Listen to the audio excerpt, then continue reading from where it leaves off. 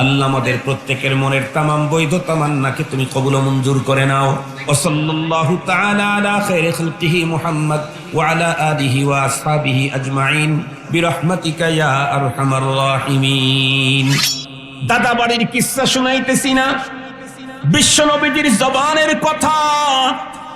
আল্লাহর পয়গম্বর বলেন, পৃথিবীর কোনো একজন মানুষ, ছেলে হোক আর মেয়ে হোক, নারী হোক আর পুরুষ হোক, বন্ধুরা আমার, আবাল বৃদ্ধ বনিতা শিশু কিশোর যেই হোক না কেন, আল্লাহর কোরআনের জ্ঞান অর্জন করার নিয়ত নিয়ে ঘর থেকে যখন বের হয়, তোমরা তাকে জমিনের ভিতরে পায়চারি করতে দেখো, কিন্তু মূলত এই লোকটা জমিনের ভিতরে পায়চারি করার মাধ্যমে আল্লাহ পাক রব্বুল আলামিন তার জন্য জান্নাতের রাস্তা আসান করে দেয়।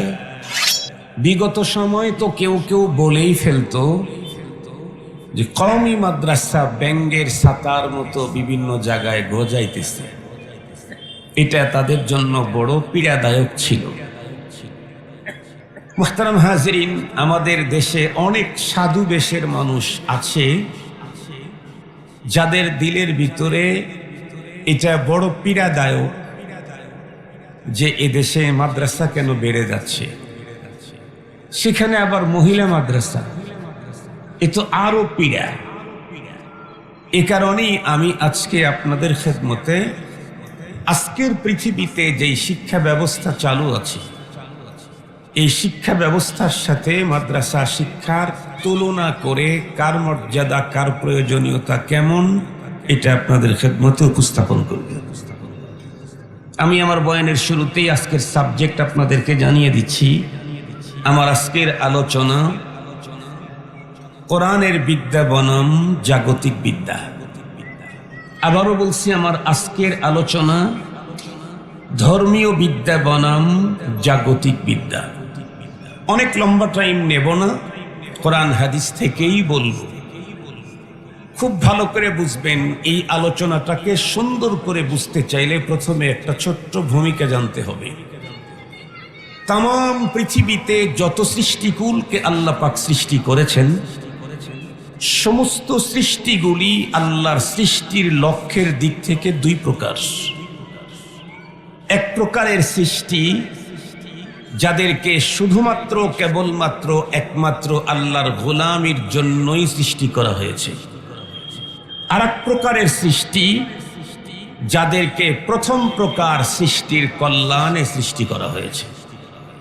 একেবারে সহজ কথা, এ পৃথিবীর মানব আর দানব, এই দুই সৃষ্টিকে আল্লাহ তাআলা সৃষ্টি করেছেন শুধুমাত্র কেবলমাত্র তার গোলামির জন্য। কোরআনে আল্লাহ তাআলা বলেন, ওয়ামা খালাকতুল জিন্না ওয়াল ইনসা ইল্লা লিয়াবুদুন। আমি জিন ইনসানকে শুধুই আমার ইবাদতের জন্য তৈরি করেছি। প্রশ্ন আসতে পারে, হুজুর, জিন ইনসান শুধুই ইবাদত করবে, তাহলে ফ্যামিলি চলবে কেমনে, সমাজ চলবে কেমনে, রাষ্ট্র চলবে কেমনে? এই প্রশ্ন যদি কেউ করেন, তাহলে এই প্রশ্ন এসেছে আমাদের ধর্মীয় জ্ঞান শূন্যতার কারণে। ধর্মীয় জ্ঞান নাই যার কাছে, তার হলো এই প্রশ্ন।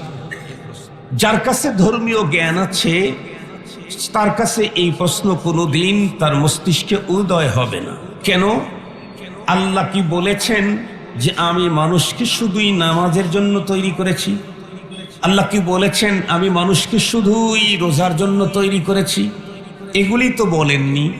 আল্লাহ বলেছেন আমি মানব দানবকে শুধুই আমার গোলামির আর দাসত্বের জন্য তৈরি করেছি। দাসত্ব কি জিনিস? দাসত্ব হলো মনিবের অর্ডারকে মেনে নেওয়ার নাম দাসত্ব। মনিব যা বলবে আমি তাই করব, সেটাই দাসত্ব। মনিব যখন আমাকে অর্ডার দিলেন, ইদা নুদিয়া লিস-সালাতি মিন ইয়াউমিল জুমআহ ফাসআউ ইলা যিকরিল্লাহ, এই আয়াতে কারিমা জুমার নামাজের ব্যাপারে নাজিল হয়েছে যে যখন নামাজের আজান হয় তখন তোমরা পৃথিবীর সকল কাজ ছেড়ে নামাজের দিকে অগ্রসর হও। ওই আয়াতে কারিমার পরবর্তী অংশে আল্লাহ বলেন, ফাইদা কুদিয়াতিস সালাত ফান্তাশিরু ফিল আরদ ওয়াবতাগু মিন ফাদলিল্লাহ। যখন নামাজ কমপ্লিট হয়ে গেল, এখন তুমি বেরিয়ে পড়ো জমিনে। কিছুক্ষণ আগে যিনি আমাকে সব কাজ থেকে ফারিগ হয়ে মসজিদে যাওয়ার অর্ডার করলেন, সেই মসজিদে আমি সালাত আদায় করলাম। এটা আল্লাহর গোলামি। ওই রব আমাকে সালাত আদায়ের পরে জমিনে ছড়িয়ে ছিটিয়ে গিয়ে আমাকে আমার কর্ম করার জন্য বললেন। রব্বুল আলামিনের দেওয়া ফজল এটা অনুসন্ধান করতে বললেন। সঙ্গত কারণে নামাজের পরে যে চাকরি করে সে চাকরিতে যাবে, এটা ইবাদত। যে কৃষি কাজ করে সে কৃষি কাজে যাবে, এটা ইবাদত। যে ব্যক্তি অন্য কোনো পেশায় নিয়োজিত সেই পেশায় যাবে, সেটা ইবাদত। তবে শর্ত হলো দুইটা। নাম্বার 1, যেই কাজে যাচ্ছি সেই কাজটা শরীয়তের অনুমোদিত বিষয় হতে হবে। নাম্বার 2, সেই কাজটা মুহাম্মদুর রাসূলুল্লাহ সাল্লাল্লাহু আলাইহি ওয়াসাল্লামের তরিকায় করতে হবে। তাই যদি হয় তাহলে আমার ওয়াশরুমে যাওয়াও ইবাদত হবে, আমার ঘুমানো ইবাদত হবে। আর মসজিদে ঢোকাটাও যদি নবীজির তরিকায় না হয় তাহলে মসজিদে ঢুকেও ইবাদত হবে না, গুনাহ হবে। সহজে কথা বুঝবার জন্য আমি আপনাদেরকে বলি, কোনো একজন মানুষ সুন্দর করে ওযু দিয়ে মসজিদে ঢুকে পড়লো। মসজিদে ঢুকেই 3 বন্ধু মিলে তাদের ব্যবসা বাণিজ্য দেশে বিদেশের সব খবরাখবর বলা শুরু করলো। বলুন তো দেখি, 2 ঘন্টা পর্যন্ত এই 2 বন্ধু মসজিদে বসে মজায় মজায় দুনিয়ার সব গল্প করলো। তাতে কি পরিমাণে নেকি হবে? 2-4 কোটি নেকি তো হয়েই যাবে। জোরে বলেন, নেকি হবে না গুনাহ হবে? আর একটু জোরে বলেন। তাহলে বোঝা গেল মসজিদে ঢুকলেই নেকি হয় না। মসজিদে ঢুকে পয়গম্বরের তরিকায় অবস্থান করলে নেকি হয়। আর একজন মানুষ ওয়াশরুমে ঢুকলো, ঢোকার সময় পয়গম্বরি তরিকা ফলো করলো। আমরা 70 বছর বয়স হয়ে গেছে, এখনো ওয়াশরুমে ঢোকার পয়গম্বরির তরিকা জানা হয় নাই। কিন্তু আমার ছেলে, আমার নাতি নুরানি মক্তবে পড়ে, নুরানি খানায়, ওরে জিজ্ঞাসা করলে আপনাকে বলে দিবে, দাদু ওয়াশরুমে ঢোকার জন্য সুন্নত হলো এইটা, এতগুলি সুন্নত, ভিতরে ঢোকার পরে এই এই কাজ করা নিষেধ, এই পরে বের হইতে চাইলে এই তরিকায় বের হতে হয়। কোনো মানুষ যদি গোসলখানা ওয়াশরুমে নবীজির তরিকায় ঢোকে, নবীজির তরিকায় সেখানে অবস্থান করে, নবীজির তরিকায় যদি বেরিয়ে আসে, ওয়াশরুমে ঢোকাও তার জন্য ইবাদত। কথা বুঝাইতে পারছি আপনাদেরকে? এবার আসেন, তাহলে পৃথিবীর মানব আর দানবকে আল্লাহ পাক তৈরি করেছেন শুধু তার ইবাদতের জন্য। মানব দানব ছাড়া যত সৃষ্টিকুল আছে, আসমান জমিন গ্রহ নক্ষত্র গ্যালাক্সি তারকা ধূমকেতু আরো যা দেখি, কীট পতঙ্গ বাহরি বাররি যা আছে, স্থলভাগ জলভাগের যত রকমের আল্লাহ তাআলা প্রাণী তৈরি করছেন, সবগুলাকে আল্লাহ পাক তৈরি করেছেন এই মানব আর দানবের কল্যাণ সাধনের জন্য। কোরআন শরীফে আল্লাহ তাআলা বলেন, হুয়াল্লাযী খালাকা লাকুম মা ফিল আরদি জামিআ, ওই সত্তা যিনি তোমাদের কল্যাণে জমিনের সবকিছুকেই তৈরি করেছেন। মুফাসসিরিনে কেরাম লিখেছেন, পৃথিবীতে এমন কোন বস্তু মখলুকের মর্যাদাই পায় নাই যেই বস্তু মানব কল্যাণে সক্ষম নয়। এখন অথবা তখন, ডাইরেক্ট অথবা ইনডাইরেক্ট, প্রত্যক্ষ অথবা পরোক্ষভাবে মানব কল্যাণে যেই জিনিসগুলি সক্ষম, কেবলমাত্র সেই জিনিসগুলি আল্লাহ পৃথিবীতে তৈরি করেছেন। এবারে আসুন, তাহলে পৃথিবীর মানব দানব বাদে সবগুলাকে আল্লাহ পাক তৈরি করেছেন ক্ষণস্থায়ী এই জীবনে ওরা সুখ শান্তি ভোগ বিলাস করবে। তবে ওদের মূল তৈরি টার্গেট হলো মানব দানবের কল্যাণ। এ কারণেই তো জীবনে বহু মুফতিদের কাছ থেকে অনেক ফতুয়া শুনেছেন। বাংলাদেশে তো মুফতির কোনো অভাব নাই। এখন এক একজনের ফতুয়া এক এক রকমের, নতুন ফতুয়া পুরাতন ফতুয়া কত কিছু। এখন খুব ভালো করে বুঝবেন, এমন ফতুয়া কি কোনোদিন শুনেছিলেন জীবনে কোনোদিন, যে কুকুর বিড়াল এটা গৃহ ঘরের ভিতরেই থাকে, ফাইন্নাহা মিনাত তাওয়াফিন, এই বিড়াল যদি যেই মালিকের বাসায় সর্বক্ষণ থাকে ওই মালিকের দুধ চুরি করে বিড়াল খায়, তাহলে এটা বিড়ালের জন্য হালাল। কিন্তু অন্য কোনো বাড়িতে গিয়ে দুধ চুরি করে খেলে এটা বিড়ালের জন্য হারাম। এই জাতীয় ফতোয়া কি কোনোদিন শুনেছেন? শুনেন নাই। আচ্ছা, এই জাতীয় ফতোয়া কি কোনোদিন শুনেছেন গরু নিজ মালিকের খড় খেলেও হালাল, নিজ মালিকের জমির ধান খেলেও হালাল, অন্য কোনো মালিকের খড় খাওয়া গরুর জন্য হারাম? এই জাতীয় ফতোয়া কি কোনোদিন শুনেছেন? এটাও শুনেন নাই। আচ্ছা, এমন ফতোয়া কি কোনোদিন শুনেছেন সিগাল রাত্রের অন্ধকারে যত খুশি মোরগ মুরগি ধরে খেবে, তার জন্য বৈধ, খেয়ে নিবে, কিন্তু দিনের আলোতে কোনো মালিকের মোরগ মুরগি ধরে খাওয়া এটা সিগালের জন্য অবৈধ, হারাম? এই ফতোয়া কি জীবনে শুনেছেন? এটাও শুনেন নেই। আচ্ছা, এমন ফতোয়া কি কোনোদিন শুনেছেন কুকুর নির্ধারিত একটা কুকুরনির সাথেই তাকে যৌনাচার করতে হবে, যে কোনো কুকুরনির সাথে যৌনাচার করা তার জন্য হারাম? এই ফতোয়া শুনেছেন? কেন শুনেননি? কেন শোনেননি? তার কারণ হলো কুকুর, শুকুর, বিড়াল, শ্রীগাল যা আছে সবগুলিকে আল্লাহ পাক তৈরি করেছেন ক্ষণস্থায়ী এই জীবনে, যা খুশি তাই খাবে, যেমনে খুশি তেমনে চলবে, যার সাথে খুশি তার সাথে যৌনাচার করবে, কোনো এদের জন্য বাইন্ডিং নাই। এদেরকে তৈরি করা হয়েছে মানব কল্যাণের জন্য, দুনিয়াতে তাকে স্বাধীনতা দেওয়া হয়েছে। পক্ষান্তরে মানব আর দানব, তাদেরকে আল্লাহ পাক তৈরি করেছেন পরপারের চিরস্থায়ী জীবনের সুখ শান্তি আর ভোগবিলাস করবে, আর ক্ষণস্থায়ী জীবনে শুধুমাত্র কেবলমাত্র একমাত্র আল্লাহর গোলামি করবে। সঙ্গত কারণেই একজন মানুষ যা খুশি তাই খাওয়ার পারমিশন নাই, একজন মানুষ যা খুশি তাই বলার পারমিশন নাই, একজন মানুষ যেদিকে খুশি সেদিকে তাকাবার পারমিশন নাই, একজন মানুষ যেখান থেকে খুশি সেখান থেকে অর্থ ইনকাম করবার পারমিশন নাই, একজন মানুষ যেখানে খুশি সেখানে অর্থ বিনিয়োগ করবার পারমিশন নাই, একজন মানুষ যার সাথে খুশি তার সাথে যৌনাচার করবার পারমিশন নাই। এই তথ্য যারা মানতে রাজি নাই, রব তাদেরকে মানুষ বলতেও রাজি নাই। এই ভূমিকাটা খুব সিরিয়াসলি মাথার মধ্যে রাখতে হবে, তাহলে জাগতিক বিদ্যা বনাম কোরআনের বিদ্যার গুরুত্বটা তখন বুঝে আসবে। এ পর্যন্ত আলোচনায় বুঝে ফেললাম পৃথিবীর আল্লাহর সকল সৃষ্টিকে দুইটা লক্ষ্যে তৈরি করেছেন। এক প্রকারের সৃষ্টি মানব দানব, আর এক প্রকারের সৃষ্টি এই দুইটা বাদ দিয়ে আর সকল সমস্ত সৃষ্টিকুলকে আল্লাহ তৈরি করেছেন মানব দানবের কল্যাণে, তাদের উপকারের জন্য। আর মানব আর দানবকে আল্লাহ পাক একমাত্র শুধুমাত্র কেবলমাত্র পরপারের চিরস্থায়ী জীবনের সুখ শান্তি আর ভোগবিলাসের জন্য তৈরি করেছেন। ক্ষণস্থায়ী এই জীবনে গোলামি করবে আল্লাহর। খুব ভালো করে কথাগুলি বুঝবেন। এখন আসেন, পৃথিবীতে যত শিক্ষা ব্যবস্থা আছে, তাম শিক্ষা ব্যবস্থা দুই প্রকার। এক প্রকারের শিক্ষা ব্যবস্থা কোরআনী শিক্ষা, ইসলাম ধর্মীয় শিক্ষা, এলমে ওহির শিক্ষা। আর এক প্রকারের শিক্ষা ব্যবস্থা জাগতিক শিক্ষা, বৈষয়িক শিক্ষা, স্কুল কলেজ ইউনিভার্সিটির শিক্ষা। আমি কখনোই বলি না যে শিক্ষার দ্বারায় মানুষ দামি হয় না, শিক্ষার প্রয়োজনীয়তা নেই, এ কথা আমি কখনো বলি না। প্রত্যেকটা শিক্ষাই মানুষের জন্য অনেক বেশি জরুরি, মূল্যবান, দামি হয়। তবে সব শিক্ষার দাম কখনো সমান হয় না। খুব ভালো করে বুঝবেন কথাগুলি।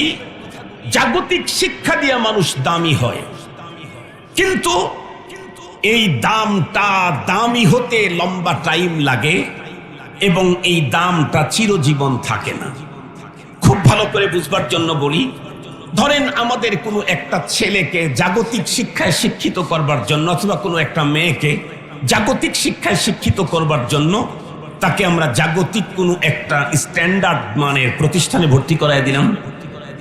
আমার জানা মতে বর্তমান বাংলাদেশে জাগতিক শিক্ষার প্রাইমারি সেকশনের সবচাইতে ভালো প্রতিষ্ঠান হলো KG, kindergarten, pre cadet.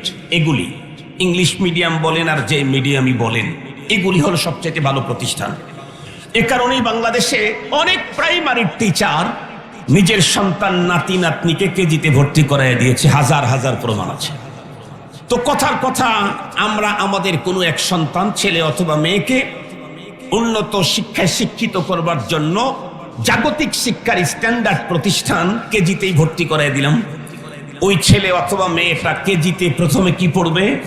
KG 1, তারপরের বছর কেজি 2, তারপরে প্রথমে প্লে, তারপরে নার্সারি, এরপরে কেজি 1, 2, 3। এই প্লে থেকে শুরু করে কেজি 3 পর্যন্ত পড়তে কয় বছর ব্যয় হবে? 5 বছর। 5টা বছর একটা বাচ্চা কোনো কোনো বিদ্যালয়ে ব্যয় করবার পরে এখন যদি এই বাচ্চাটাকে আর কোনো পড়তে না দেওয়া হয়, তাকে যদি বাসায় ফিরে নিয়ে আসেন, এই 5 বছর পর্যন্ত এই শিক্ষার পিছনে সময় দেওয়ার কারণে ওর কি পরিমাণ দাম বেড়ে গেল। ও এখন ব্যাংকের ম্যানেজমেন্টই করতে পারবে, দোকানের ম্যানেজারি, আরো বড় কোনো চাকরি। কথা বলেন না কেন? না, কিছু হয় নাই। তার মানে কি কোনোই দাম হয় নাই? দাম হয়েছে, তবে এতটুকুন এ দুনিয়াতে যথেষ্ট না। ওকে দামই করতে চাইলে এখান থেকে প্রাইমারিতে কেজি 4-এ ভর্তি করায় দিলেন, একটু দাম বাড়লো, ও কি বলে প্রাইমারিতে ভর্তি হয়ে গেল। এরপরে প্রাইমারি সেকশন শেষ করে যখন হাই স্কুলে গেল, আরো একটু দাম বাড়লো।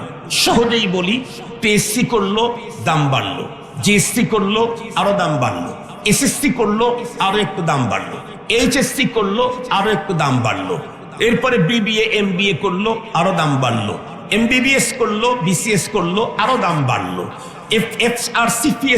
এফআরসিএস করলো। তো স্বাস্থ্য বিজ্ঞান, মেডিকেল সায়েন্সের সবচাইতে বড় ডিগ্রি তার অর্জন হয়ে গেল। কিন্তু খুব ভালো করে বুঝবেন, এই যে দাম বাড়লো, এই দামটা কতদিন পর্যন্ত থাকবে?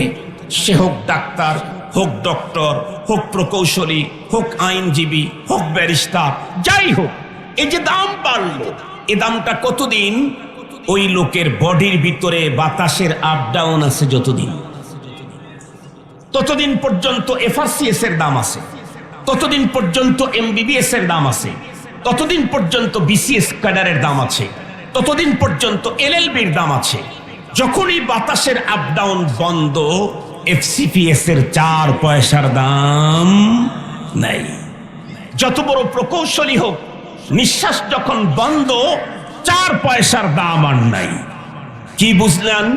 আমি বুঝাইতে চাইলাম, জাগতিক বিদ্যা দিয়ে মানুষ দামি হয়, দামি হইতে সময় লাগে, আর এই দামটা একেবারে চিরস্থায়ী হয় না। কতদিন? জীবন আছে যতদিন, জাগতিক বিদ্যার দাপটার পাওয়ার ততদিন। পক্ষান্তরে কোরআনের বিদ্যা একদম ব্যতিক্রম। কেমন? এই বিদ্যা অর্জন করতে 5 বছর পর্যন্ত সময় দেওয়ার পর দামি হতে হয় না, বরং এই বিদ্যা অর্জন করার নিয়ত করে ঘর থেকে বের হতেই দাম বাড়া শুরু হয়ে যায়। আমি আগেই বলেছি, জাগতিক বিদ্যার টার্গেট হলো ক্ষণস্থায়ী জীবনের সুখ শান্তি আর ভোগ বিলাসিতা নিশ্চিত করা।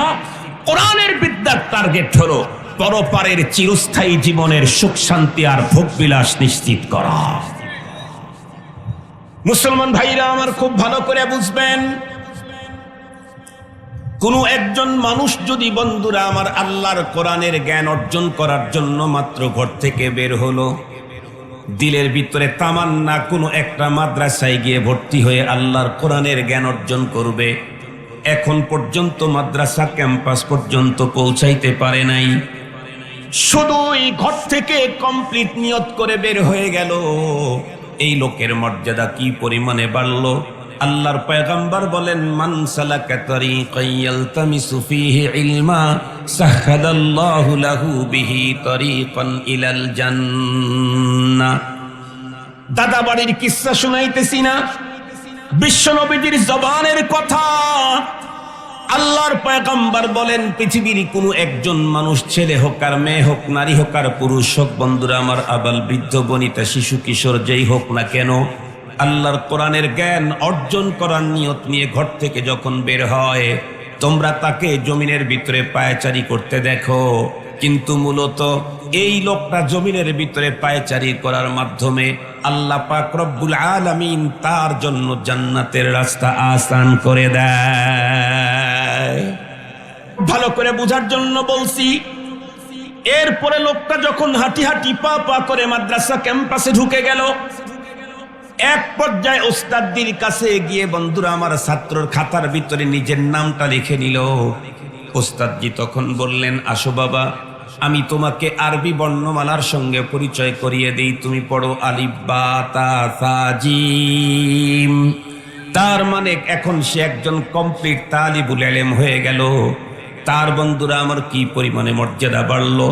আল্লাহ পাকের রসুল হাদিস শরীফের ভিতরে বলেন, আল্লাহ পাকের রসুল হাদিস শরীফের ভিতরে বলেন, একজন তালিবুল ইলম বন্ধুরা আমার, তার মর্যাদা আল্লাহ পাকের কাছে, এই পৃথিবীতে যত মানুষ আছে পয়গম্বর বলেছেন খায়রুকুম মান তাআল্লামাল কুরআন ওয়া আল্লামা। এর দাম আল্লাহ পাকের কাছে এত বেশি, শুধু তাই না, বরং পয়গম্বর বলেন ওয়া ইন্না মালাইকাতার রাহমা লাতাদাউ আজনিহাতাহা রিদান লিতালিবিল ইলম। তালিবুল ইলমের খাতার ভিতরে যখন নাম লিখিয়ে নিল, নারী হোক আর পুরুষ হোক, ছেলে হোক আর মেয়ে হোক, এর মর্যাদা কি পরিমাণে বাড়ল। আল্লাহর হাবিব বলেন, এই ছেলেটা যখন পথ চলা শুরু করবে, এবং হাইওয়ে হোক অথবা ফিডার রোড হোক অথবা গ্রামের কোনো আমার নর্মাল কোনো রাস্তার ভিতরেই হোক না কেন, ও যখন পথ চলতে থাকবে, তালিবুল ইলমকে সংবর্ধনা দেওয়ার জন্য রহমতের ফেরেশতাগুলি তাদের নূরের পর বিছাইয়া দেয়, নূরের পর বিছিয়ে দেয়। এরপরে ছেলেটা যখন বন্ধুরা আমার আলিফ বা তা সা পড়তে পড়তে এখন যুক্ত অক্ষর পড়া তেলাওয়াত করা শিখে গেল, ওস্তাদজি এক পর্যায়ে তাকে ডেকে বলল, আগামী বুধবারে তোমার আব্বা, তোমার চাচা, তোমার মামা, তোমার গার্ডিয়ানদেরকে ডেকে আনো। বলে কেন? আগামী বুধবারে তোমার হাতের ভিতরে আল্লাহর কোরআন উঠাইয়া দেব। তার মানে এখন ছেলেটি বন্ধুরা আমার আল্লাহর কোরআন তেলাওয়াত করা শিখে গেছে। বন্ধুরা আমার, ও যখন কোরআন শরীফ তেলাওয়াত করার যোগ্যতা অর্জন করলো, ওর মর্যাদা কি পরিমাণে বাড়লো। আল্লাহর পয়গম্বর বলেন, মান কারা হারফাম মিন কিতাবিল্লাহি ফালাহু হাসানাতুন ওয়াল হাসানাতু বিআশরি আমসালিহা লা আকুলু আলিফ লাম মিম হারফুন বাল আলিফুন হারফুন ওয়া লামুন হারফুন ওয়া মিমুন হারফ। আল্লাহর পয়গম্বর বলেন, এই ছেলেটি অথবা মেয়েটি তার মর্যাদা এত বাড়লো, ও এখন থেকে আল্লাহর কোরআন তেলাওয়াত যখন করবে, প্রত্যেকটা অক্ষরে আল্লাহ পাক রব্বুল আমিন ওর আমল নামায় 10টি করে নেকি আল্লাহ তাআলা দান করে দিবে। ও এত বেশি ইনকাম করার যোগ্যতা অর্জন করলো, এক একটা অক্ষর পড়বে তো 10 নেকি। এটা হলো প্রাথমিক পর্যায়ে। ও যখন পড়তে পড়তে যখন শুদ্ধ বিশুদ্ধ তেলাওয়াত শিখে যাবে, তখন বিশুদ্ধ তেলাওয়াত পড়লে প্রতি অক্ষরে 70টা করে নেকি দাও। আল্লাহ পাকের রাসূল তার হাদিসে বর্ণনা করেছেন। আর যদি শুদ্ধ বিশুদ্ধ মিলে পড়ে, সবগুলি শব্দ বিশুদ্ধ পড়তে পারেনি, কিছু শুদ্ধ কিছু বিশুদ্ধ, পয়গম্বর বলেন তাহলে তাকে প্রতিটা অক্ষরে 40টা করে নেকি দান করা হবে। শুধু ও পড়বে আর নেকি পাবে তা না, যারা পড়তে জানে না তার কাছে বসে বসে তিলাওয়াত শুনবে, বলে তেলাওয়াতকারীকে যেমন নেকি দেওয়া হবে, তার তেলাওয়াত যে শ্রবণ করবে তাকেও সেম নেকি দান করা হবে। কিন্তু শর্ত আছে। কি শর্ত?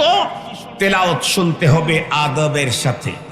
মসজিদে ঢুকে বসে থাকলেই যেমন নেকি হয় না, আদব রক্ষা করে বসে থাকলে নেকি হয়। তেলাওয়াত শুনলেই নেকি হয় না, আদব রক্ষা করে তেলাওয়াত শুনতে হয়। এ কারণেই তো আমাদের বুজুর্গরা কখনো কোরআনে পাকের তিলাওয়াত শুরু হলে কেউ আওয়াজ করুক, সালাম কালাম করুক, এটা কেউ চয়েস করেন না। সালাম কালামও চয়েস করেন না। কেন? আফজালুল ইবাদাতি তিলাওয়াতুল কোরআন। সারা জীবন আপনি হাদিস পড়েছেন, সর্বোত্তম ইবাদত কোরআনে পাকের তেলাওয়াত। সালাম কি সর্বোত্তম ইবাদত? এটা টাইমে যদি কোরআন তেলাওয়াত চলে, সেই সময় আপনি সালাম দিবেন না, ওই জায়গায় চুপ করে এসে বসে কোরআনে পাকের তিলাওয়াত শুনবেন। এজন্য আমাদের বুজুর্গরা আমাদেরকে শিখাইছেন। আমাদের বাংলাদেশের সিস্টেম উল্টো। আমাদের বাংলাদেশে কোনো মাহফিল শুরু করতে চাইলে কোরআন শরীফের তেলাওয়াত দিয়ে শুরু করে। কেন? বরকতের জন্য। এটা একটা দিক। যে কোনো জিনিস আল্লাহর নাম অথবা কোরআনে পাকের তেলাওয়াত দিয়ে শুরু করলে এটা বাবরকতি হয়। কিন্তু এর জন্য তিলাওয়াত দরকার নাই তো, বিসমিল্লাহির রহমানির রহিম পড়লেই তো হয়ে গেল, এতটুক করলেই তো হয়ে গেল। দুঃখের সাথে বলতে হয় এশার সালাতের পরে বক্তা আসবেন, উনি অল্প মানুষ, এই জন্য বক্তাকে দেওয়া যাবে না, অনেক দামি বক্তা তো উনি। এই জন্য কি করো, একজন হাফেজে কোরআনকে তেলাওয়াতে লাগায় দাও, সে কোরআন শরীফ পড়তে থাকবে, আর এই তেলাওয়াতে মানুষ যখন এসে জমা হবে তখন বক্তা সাহেব তার বক্তব্য দিবেন। আমি জিজ্ঞেস করতে চাই, বক্তার বক্তব্যের সবগুলি শব্দ কি আল্লাহর কোরআন? কথা বলেন না কেন? বক্তার বক্তব্যের সবগুলি শব্দ কি আল্লাহর কোরআন? কিন্তু তেলাওয়াতকারীর তেলাওয়াতের প্রত্যেকটা অক্ষর আল্লাহর কোরআন। সঙ্গত কারণে আল্লাহর কোরআনের তেলাওয়াত দিয়ে লোক গোছায়া বক্তার বক্তব্য দেওয়া কোরআনের সাথে বেয়াদবি। বক্তা বক্তব্য দিয়ে লোক জমা করবে, তারপরে আল্লাহর কোরআনের তেলাওয়াত পরে হবে। এটা হলো উসুল, এটা হলো নিয়ম। আমরা তো হুজুকে বাঙালি, কোন জিনিস বিবেক দিয়ে বিচার করার আগে আমরা আবেগে আপ্লুত হয়ে যাই। একটা কিছু দেখলেই প্রথম চান্সেই আরে আল্লাহ আসমানে উঠাই, 5 নাম্বার আসমানে উঠাই। এই তো কিছুদিন পূর্বে আমরা দেখলাম বাংলাদেশের কোনো একজন কোনো এক জায়গায় গেল, সবাই বলল স্যার স্যার 5 বছর, স্যার 5 বছর 10 বছর। এখন আবার দেখি কি বলে, স্যার স্যার ছেড়ে দেন, স্যার ছেড়ে দেন স্যার।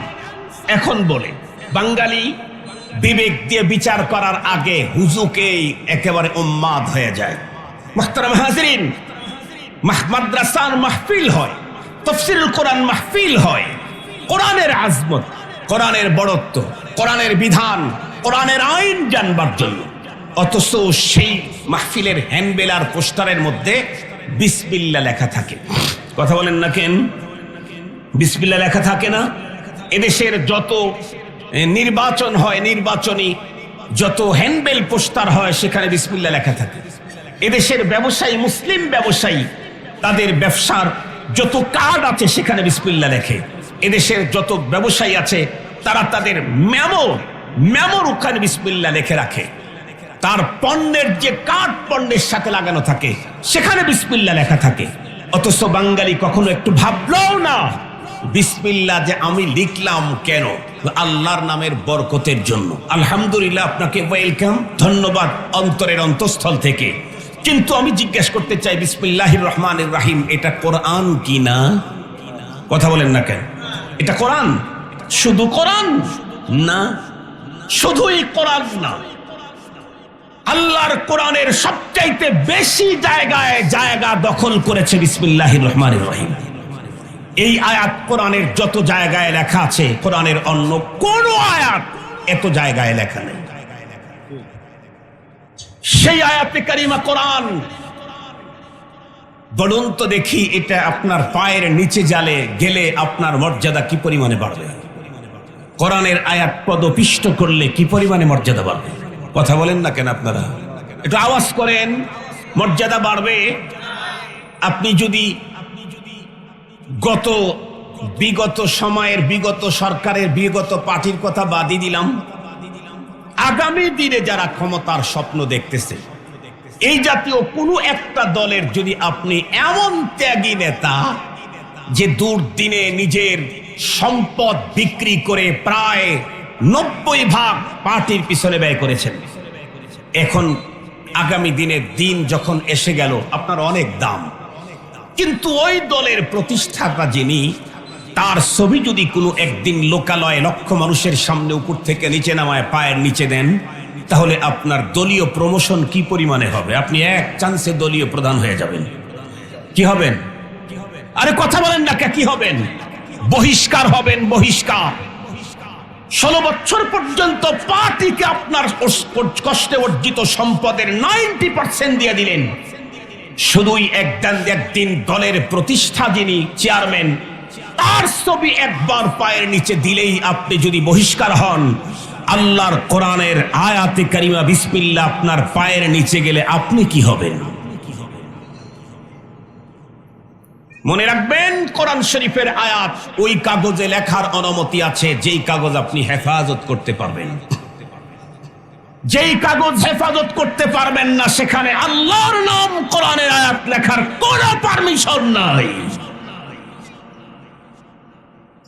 মুসলমান ভাইরা আমার কথা ভালো করে বুঝবেন। আমি বলতেছিলাম কোরআনুল কারীমের দ্বার বন্ধুরা আমার শিক্ষায় যারা শিক্ষিত হয় তাদের মর্যাদা কি পরিমাণে বাড়ে খুব ভালো করে বুঝবেন। কোন একজন মানুষ যখন আল্লাহর কোরআন তেলাওয়াত করতে করতে বন্ধুরা আমার বিশুদ্ধ তেলাওয়াত শিখে গেল, ওর প্রত্যেকটা অক্ষরে আল্লাহ পাক রব্বুল আলামিন বন্ধুরা আমার ৭০টি করে নেকি দান করবেন। যিনি তেলাওয়াত করতেছেন শুধু উনি নেকি পাবেন নাকি যারা তেলাওয়াত শোনেন তারাও নেকি পাবেন? শর্ত হলো তেলাওয়াত যারা শ্রবণ করবেন তাদেরকে নিয়ম নীতি মেনে আল্লাহর কোরআনের তেলাওয়াত শুনতে হবে। যারা কোরআনে কারীমের তেলাওয়াত শুনবে তাদের অন্তরের ভিতরে থাকতে হবে মুহসিনে আযম আহকামুল হাকিমিন মহান রব্বুল আলামিনের কালামে পাক তেলাওয়াত করা হচ্ছে, তাই অত্যন্ত গুরুত্ব আজমত এবং মুহাব্বতের সঙ্গে শ্রবণ করা দরকার। খুব ভালো করে বুঝবেন। এরপরে যেই ছেলেটা মাদ্রাসার ভিতরে ঢুকলো, আলহামদুলিল্লাহ কোরআনে পাকের তেলাওয়াত শিখে গেল, এখন চলতে চলতে বন্ধুরা আমার কোরআন শরীফ মুখস্থ করা শুরু করে দিল। দেখতে দেখতে হাফেজে কোরআন হয়ে গেল। আমাদের দেশে একজন ছেলে হাফেজে কোরআন হইতে কয় বছর সময় লাগে? রিপোর্ট আমার কাছ থেকে জেনে নেন। মাঝে মাঝেই ফেসবুকের ভিতরে আমরা দেখতে পাই কেউ কেউ 7 মাসে কোরআনের হাফেজ, কেউ বা 3 মাসে কোরআনের হাফেজ। আমরা একটা দোয়া পড়ি, আল্লাহুম্মা হাওয়ালাইনা ওয়ালা আলাইনা, আল্লাহুম্মা হাওয়ালাইনা ওয়ালা আলাইনা, আল্লাহুম্মা হাওয়ালাইনা ওয়ালা আলাইনা, আল্লাহুম্মা হাওয়ালাইনা ওয়ালা আলাইনা, আল্লাহুম্মা হাওয়ালাইনা ওয়ালা আলাইনা। মুহতারাম হাজিরিন, আমরা দেখি 7 মাসে কোরআনের হাফেজ, 4 মাসে কোরআনের হাফেজ, 10 মাসে কোরআনের হাফেজ। স্বাভাবিকভাবে 3 বছর 4 বছর লাগে। এটা বলেই শেষ করে দিচ্ছি। 4 বছর না হয় লাগলো একটা ছেলে হাফেজে কোরআন হইতে, তার মর্যাদা কি পরিমাণে বাড়লো। আল্লাহ পাকের রাসূল বলেন, মান কারা আল কোরআন ফাস্তাযহারাহু ওয়া আহাল্লা হালালাহু ওয়া হাররামা হারামাহু আদখালাহুল্লাহুল জান্নাহ ওয়া শাফাহু ফি আশরাতিন মিন আহলি বাইতিহি কুল্লুহুম কদ ওয়াজাবাত লাহুমুন নার। যে ব্যক্তি কোরআনে পাকে মুখস্থ করে ফেললো, পরবর্তী লাইফটা যদি কোরআনের পদ্ধতিতে কাটাইতে পারে, সে তো জান্নাতে যাবে। তার জাহান্নামের উপযুক্ত 10 জনকে সুপারিশ করে আল্লাহর জান্নাতে নেওয়ার তৌফিক আল্লাহ তাকে দান করবে। আল্লাহ পাক আমাদেরকে কোরআনের শিক্ষায় শিক্ষিত হওয়ার তৌফিক দান করুক। আলহামদুলিল্লাহি রাব্বিল আলামিন ওয়াসসালাতু ওয়াসসালামু আলা সাইয়্যিদিল আমবিয়া ওয়াল মুরসালিন। আল্লাহ আজকের মাহফিল কবুল করে নাও, আল্লাহ মাদ্রাসা কবুল করে নাও। কষ্ট করে বৃষ্টি ভেজা অবস্থায় যারা কোরআনের বাণী শুনলো, আল্লাহ তাদেরকে জান্নাতি হিসাবে কবুল ফরমাও। রব্বুল আলামিন আমাদের প্রত্যেকের তামাম জীবনের সমুদায় গুনাহগুলি মাফ করে দাও। আল্লাহ আমাদের প্রত্যেকের মনের তামাম বৈধ তামান্নাকে তুমি কবুল ও মঞ্জুর করে নাও। ওয়া সাল্লাল্লাহু তাআলা আলা খায়রি খালকিহি মুহাম্মদ ওয়া আলা আলিহি ওয়া আসহাবিহি আজমাইন বিরহমাতিকা ইয়া আরহামার রাহিমিন।